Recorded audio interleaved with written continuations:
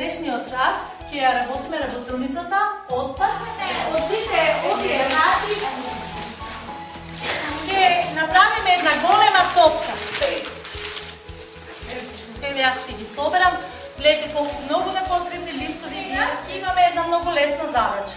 Сите вие во групите ќе добиете работни листови со задачи на кои што ќе размислете, односно прашања за тоа кои најчесто нешта ви се дома отпад или завршуваат во вашата корпа за отпадоци и да смислете неколку креативни начини како тие нешта можат корисно да се употребат.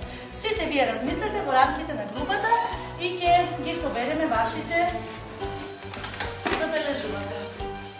Мислете, кои се тие нешта што секојдневно ги isfрламе како отпад, како непотребни остатоци, односно дневните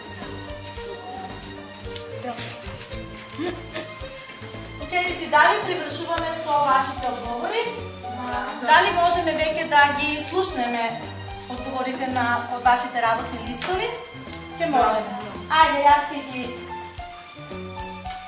земам и ќе ги прикачам на вашите одговори тука.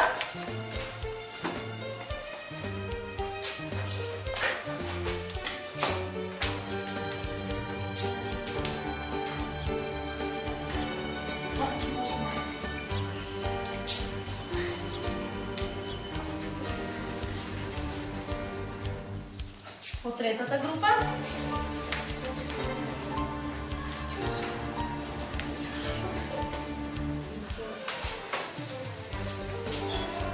И последната. На прашањето кои се најчестите нешта кои дома завршуваат во корпата за отпадоци, нашата група одговори вака: остатоци од храна, пластични шишиња и чаши, луш плодовоши, зеленчук, лимек. Со малку креативност овие нешта можат корисно да се употребат. Например, хартијата може да ја однесеме на рециклирање, шишијата или да се може да направам кутивче за молим. Кутиите може да бидат како сакси. Дали се согласувате? Дали имате слични одговори? Така, може и така, еден аплауз за групата.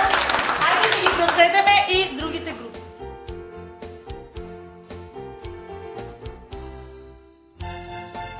На кого? Еве нека е. Што ти би направила во иднина? Можеме да ги рециклираме. Кода ја топлата на другарче? Храната што ќе ми остане ќе ја дадам на животните. Пластичните шишиња ќе ги однесеме во центар за рециклирање. Веќе ги искористиме како кутијчиња за морки прекрана. Нема се другите пластични кеси, што да ти